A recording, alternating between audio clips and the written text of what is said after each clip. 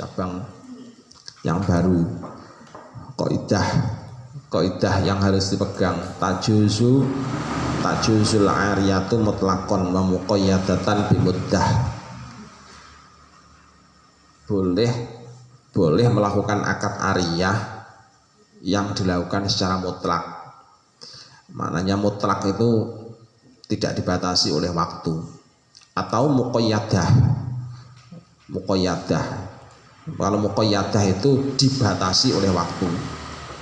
Jadi muqayyadah itu dibatasi oleh waktu. Jadi mengambil dua akad itu tadi hukumnya adalah boleh. Mengambil salah satu dari dua hukum tadi. Jadi dengan demikian berarti i'arah itu juga ada dua. Jadi i'arah itu ada dua. Ada i'arah mutlaqah, ada i'arah muqayyadah. Wakalah pun juga begitu sama. Wakalah, ijarah. Kalau ijarah kan pasti ya, kalau ijarah. Tapi kalau bek muqayyadah ada apa enggak? Bek muqayyadah ada apa enggak? Hah? Bek itu biasanya kan bek mutlak. Kalau bek muqayyadah ada apa enggak? Hah?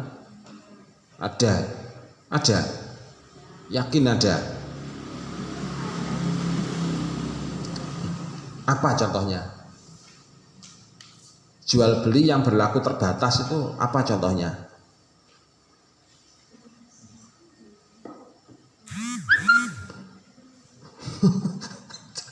Jual beli, kalau jual beli yang berlaku terbatas itu berarti contohnya apa?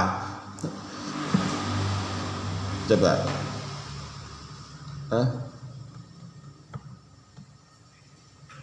Jual beli kan umumnya mutlak. Pokoknya habis dijual, barangnya dibawa, harganya terserah barang ini kan nggak boleh diminta kembali kan. Nah makanya kan jual beli mutlak. Tapi ada nggak jual beli sekarang barangnya diserahkan? Jadi barangnya diserahkan selama beberapa waktu, nanti barangnya itu harus akan diminta kembali. Ada apa enggak? Hah? Ada apa enggak? Yakin? Enggak ada. Tadi bilang ada, yakin ada. Sekarang bilang enggak ada, yakin enggak ada. Ada.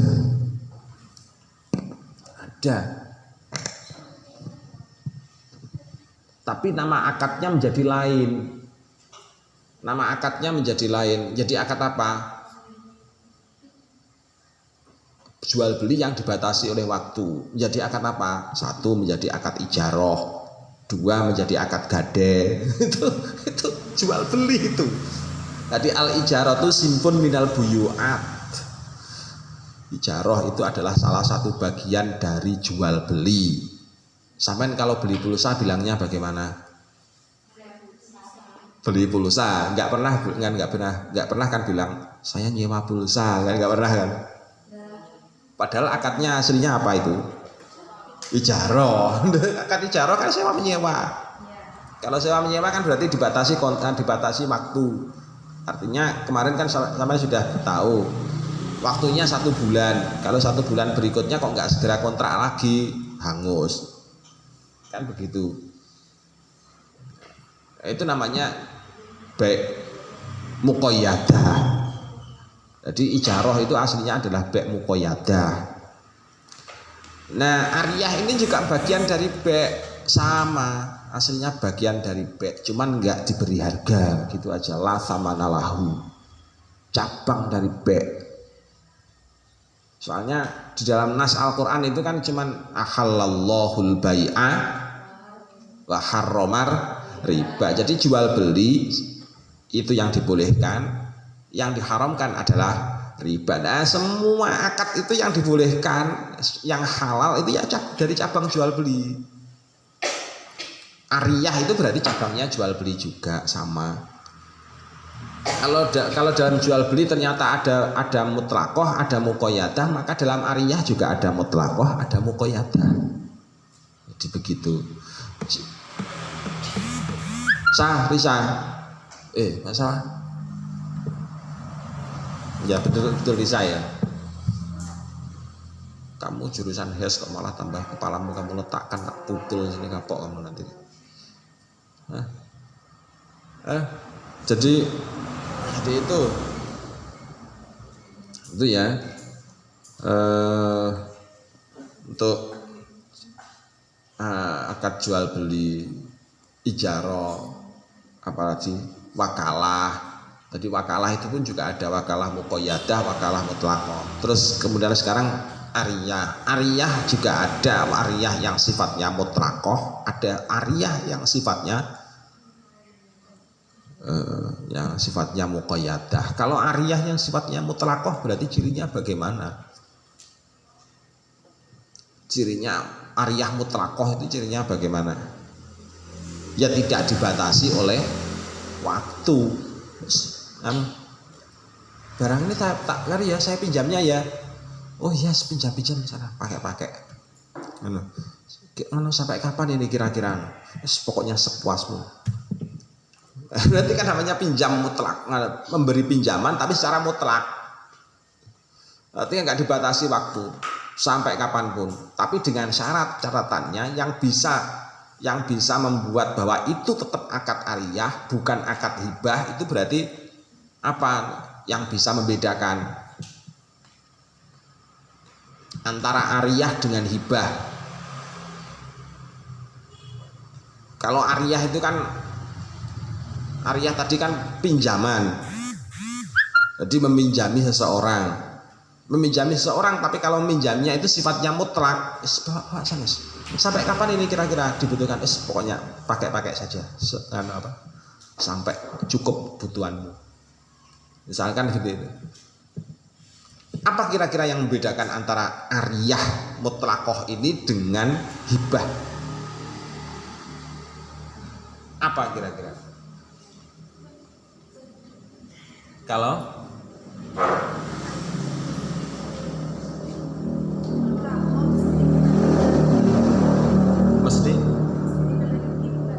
mesti dibalik lagi, mesti dikembalikan, ya. Mesti dikembalikan. Karena mesti dikembalikan, kira-kira diminta kembali pada waktu sembarang itu boleh enggak? Boleh. Jadi kalau pinjaman itu gitu. Jadi ini namanya mahalun niza, titik tengkar atau titik perbedaan antara hibah, pemberian, dengan ariyah. Dengan ariyah. Jadi sampean harus paham ini. Nah, sekarang perbedaan antara ariyah mutlaqah dengan ariyah muqayyadah kira-kira ada di mana perbedaannya? Dibatasi oleh waktu. Ya, jadi dibatasi oleh waktu. Artinya kalau dibatasi oleh waktu berarti bagaimana kalau misalkan kalau misalkan diminta sebelum habis waktunya? Boleh apa tidak? Meminta kembali barang tapi waktunya sebelum habis. Boleh apa tidak? Boleh apa tidak? Dilihat dulu ya. Dilihat mana kira-kira penjelasannya, siapa tadi yang mengatakan bahwasanya tidak boleh sebelum masanya habis? Kira-kira penjelasan mana yang menyatakan itu? Ada apa enggak tadi? Ada apa tidak? Ada. Apa? Apa? Coba dibaca. Baca enggak apa-apa. Salah-salah itu sudah, Pak Sam itu sudah sadar bahwa kamu pasti salah. Baca. Apa? La yajuzu lil warosati. Lil warosati apa lil warithi? Lil warithi. La yajuzu lil warithi arruju'a mana baris yang keberapa?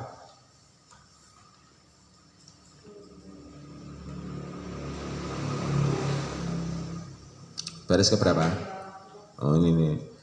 Ya, la yajuzu lil warithi arruju'u fiha qoblal muddah. Jadi la yajuzu itu pernyataan bahwasannya barang yang dipinjamkan itu nggak boleh diminta kembali. Kalau pinjamannya itu bersifat pinjaman muqayyadah, maka barang pinjaman itu tidak boleh diminta kembali sebelum jatuh tempo. Sebelum jatuh tempo. Ini sebelum jatuh tempo. Tuh. Terus kalau wakah kalau i'arah mutlaqah berarti yang bagaimana? Boleh. Soalnya tidak ada pembatasan waktu. Soalnya nggak ada pembatasan waktu. Jadi konsep dasarnya dikuasai, batasan-batasannya dikuasai, sampai nanti memahami penjelasan yang ada di dalamnya itu gampang. Memahami penjelasan di dalamnya itu gampang. Terus contohnya misalkan ada kan di situ dicontohkan banyak sekali contoh-contohnya tadi. Contoh-contoh misalkan faidza matal mana? Falau mana anal malik minaruju ilam tana'an nasu min hadhil mukarramati. Ini tadi menjelaskan tentang masalah apakah boleh seorang yang meminjami kemudian meminjami barang kepada orang lain, maksudnya meminjami di sini bukan mengutangi, meminjami pinjam barang. Jadi meminjami barang kepada orang lain itu untuk meminta kembali. Faedahnya meminta kembali itu tujuannya untuk apa? Di sini dijelaskan oleh musannif. Dijelaskan oleh musannif itu bahwasanya hukum meminta kembali itu merupakan haknya mu'ir. Jadi haknya mu'ir. Mu'ir itu siapa mu'ir? Orang yang meminjami. Kalau musta'ir, orang yang pinjam. Kalau musta'ar, barang yang dipinjam. Jadi barang yang dipinjam. Berarti rukunnya i'arah ya. Jadi rukunnya i'arah. Jadi meminta kembali itu adalah diperbolehkan. Nagih barang pinjaman. Karena ya barang yang kamu bawa tempo hari, barangku yang ini yang ada di kamu itu besok mau tak pakai lagi. Besok mau saya pakai lagi. Tolong nanti sore kembalikan ya. Misalkan minta seperti itu. Boleh apa tidak? Hukumnya boleh. Kalau itu merupakan apa? I'arah mutlaqah. Jadi kalau i'arahnya i'arah mutlaqah, pinjaman yang sifatnya mutlak. Jadi nagih tadi itu hukumnya boleh. Nagih tadi itu hukumnya boleh. Nagih barang tadi. Kenapa kok dibolehkan?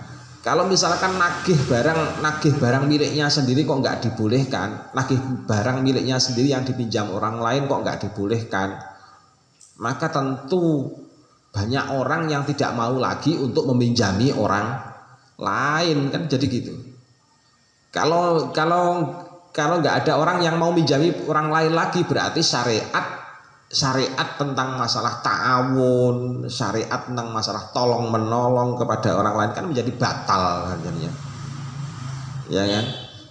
Maka dari itu kemudian dibolehkan menagih kembali atau meminta kembali barang yang sudah dipinjamkan ke orang lain, itu hukumnya boleh.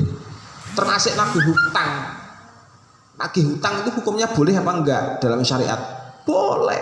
Sampean nagih hutang itu sama dengan sampean itu menegakkan syariat. Soalnya jarang orang yang berani untuk nagih hutang. Dikira kalau misalkan kok sampean kok nggak ada yang berani untuk nagih hutang, terus kemudian sampean berani untuk nagih hutang, sampean sama dengan menagih syariat. Soalnya tidak semua orang berani nagih hutang. Yang berani itu adalah pinjam. Banyak orang itu yang paling suka itu adalah utang, tapi jarang orang yang berani untuk nagih utang. Makanya kalau sampean itu kok nggak berani nagih utang, nggak berani nagih utang sama dengan merobohkan agama. Iya, nggak berani nagih utang kan sama dengan merobohkan agama, syariat nagih utang. Ya, itu arruju'u. Jadi tujuannya itu jadi falau mana anal malik minar ruju'i lan tana'an nasu min hadhil mukarramati. Jadi kalau misalkan pemilik barang itu yang meminjami tadi itu kok menahan diri dari rujuk, menahan diri dari meminta kembali, nggak mau nagih, belum maksudnya nggak mau nagih barangnya, misalkan begitu, nggak mau nagih barangnya lagi, lan tana'an nas bin hadhil mukarramati, maka pasti manusia itu yang lain akan juga mau mikir-mikir mau minjamkan barangnya, ya kan? Barang dibeli sendiri dengan harga mahal, tahu-tahu dipinjam orang dan minjamnya itu sampai rusak lagi, repot. Nah, jadi makanya kemudian dibolehkan bersyariat lagi. Wa'lam annal ma'ariyah kama turtafa'u birrujuk kadzalika turtafa'u bimautil mu'ir. Orang yang meminjami barang kepada orang lain, meskipun itu pinjamannya adalah sifatnya mutlaqah, i'arah mutlaqah, tapi akad itu bisa batal, bisa rusak kalau pihak yang meminjami meninggal. Jadi pihak yang meminjami meninggal. Misalkan kok ada seorang dipinjami rumah. Ya, rumah ini berhubung tidak ada yang nempati, kamu yang nempati. Ternyata kemudian pihak yang meminjami tadi kemudian meninggal. Yang meminjami meninggal. Bagaimana dengan i'arah rumahnya? I'arah mutlaqahnya? Ya i'arah mutlaqahnya menjadi batal. Jadi i'arah mutlaqahnya menjadi batal. I'arah mutlaq, i'arah yang tidak batal itu i'arah yang sifatnya muqayyadah. Nah, kalau i'arahnya kok sifatnya yang muqayyadah, maka tidak batal sampai jatuh tempo. Kamu tinggali rumah ini selama 1 tahun. Nah, ternyata belum sampai 1 tahun pihak yang minjami meninggal. Ahli waris boleh nggak menagih rumah tadi? Nggak boleh. Jadi ahli warisnya menagih rumah tadi nggak boleh. Disebabkan karena i'arahnya sifatnya adalah muqayyadah, kecuali kalau i'arahnya mutlaqah. Nah, itu kalau pinjamannya berupa barang yang tampak. Nah, yang repot lagi sekarang, bagaimana kalau misalkan i'arahnya itu berupa baju yang dipakai sebagai kain kafan. Nah, baju dipinjami baju, mau dipakai apa? Pinjam baju saya. Mau dipakai apa? Ini untuk ngafani mayit ini, untuk ngafani kucing, misalkan. Untuk ngafani kucing atau untuk ngafani mayit. Kalau untuk ngafani kucing kan ya enggak. Untuk ngafani mayit misalkan. Saya pinjam bajunya untuk apa? Untuk ngafani mayit. Pinjam baju dipakai untuk ngafani mayit. Kira-kira bajunya itu calonnya kembali apa enggak? Enggak kembali. Nah, kalau bajunya enggak kembali, berarti i'arahnya masuk i'arah apa itu?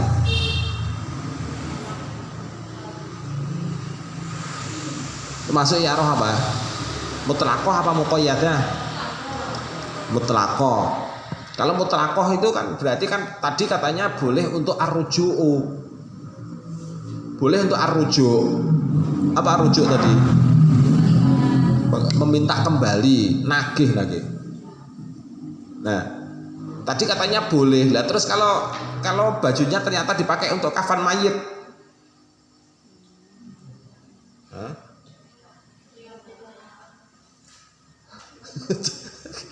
Kalau bajunya mau dipakai kapan mayit?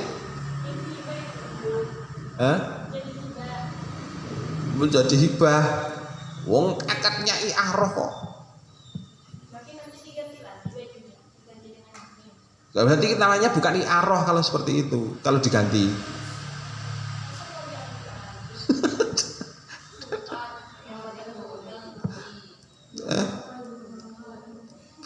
Berarti kan enggak, kalau diganti lagi kan berarti namanya bukan i'aroh tapi namanya menjadi qard.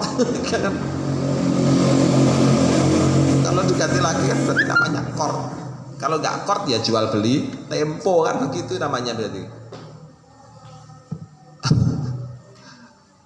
Nah, baju tadi itu tetap dipakai untuk mengkafani mayit. Berarti status baju itu adalah status barang pinjaman, berarti selaku musta'ar. Jadi selaku musta'ar. Kalau begitu boleh apa enggak diminta kembali bajunya? Boleh, tapi ada syaratnya. Syaratnya itu apa? Syaratnya satu, tidak boleh menerjang larangan syariat. Nah, menerjang larangan syariatnya itu apa? Menggali makam, menggali kuburan yang diprediksi bahwasanya si mayit itu belum hancur, itu hukumnya haram. Di si mayit belum hancur itu hukumnya haram. Nah, berarti galinya kapan? Memintaannya kembali? Ya setelah mayitnya hancur, baru bajunya diambil lagi, terus kemudian dipakai.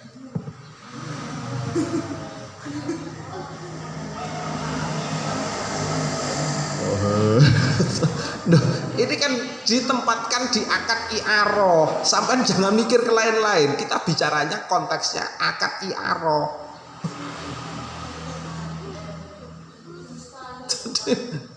Hah?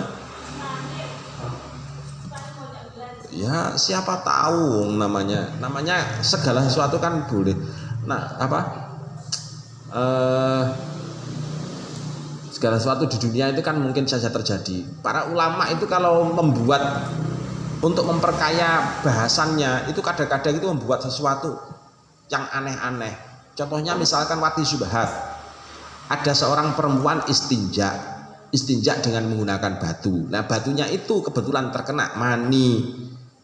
Begitu istinja dari baul, lah nggak taunya maninya keliaran. Akhirnya kemudian si perempuan hamil gara-gara istinja dengan batu. Loh, secara nalar apa yang masuk akal? Nggak masuk akal. Tapi itu ada ajarannya di dalam kitab, namanya wati syubhat. Namanya wati syubhat. Kalau dalam dalam kitab Bughiyatul Mustarsyidin itu malah ada yang aneh. Ada contoh lagi yang aneh. Contoh lagi yang aneh itu gini. Ini buat ilustrasi ya. Ulama dulu kalau buat ilustrasi. Diumpamakan ada farji perempuan. Nah, farji perempuan lebarnya segoa. Gampangannya begitu. Terus kemudian ada seorang laki-laki jalan-jalan. Hujan dan dia itu mau berteduh. Lah berteduh di dalam farji itu. Terus kemudian keluar. Begitu keluar tahu ternyata farji itu adalah ternyata yang tempatnya berteduh tadi itu adalah farji. Nah, apakah si laki-laki tadi itu termasuk terkena akad junub terkena status junub? Ayo. Dan itu ada di kitab Bughiyatul Mustarsyidin.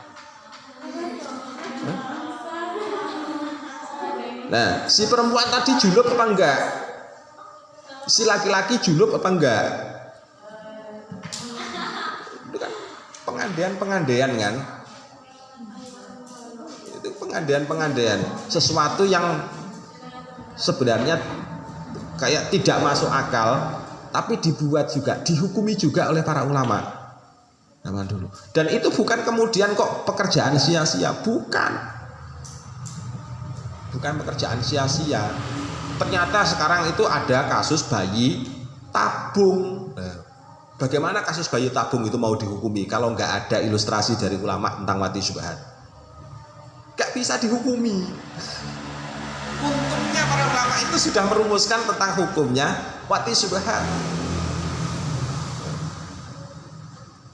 ya kan? Ternyata ada faedahnya. Jadi para ulama zaman-zaman dulu belum mengenal bayi tabung, tapi sudah memprediksi hukumnya bahwasanya suatu saat pasti ada bayi tabung. Bayi persilangan juga begitu. Bayi persilangan antara manusia dengan anjing. Itu kan sudah ada kan hukumnya. Itu sudah ada, sudah dibahas juga dalam kitab apa ya? Nah, di Fathul Mu'in ada. Di Fathul Mu'in itu ada. Persilangan antara manusia dengan anjing.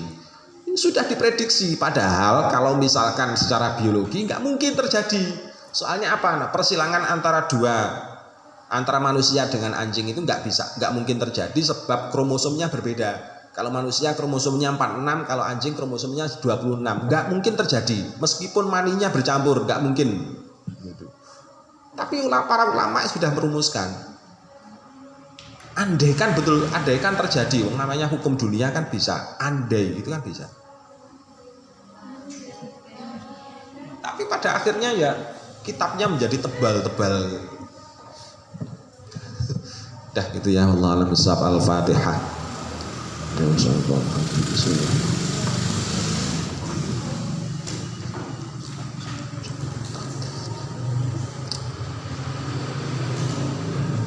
Assalamualaikum warahmatullahi wabarakatuh.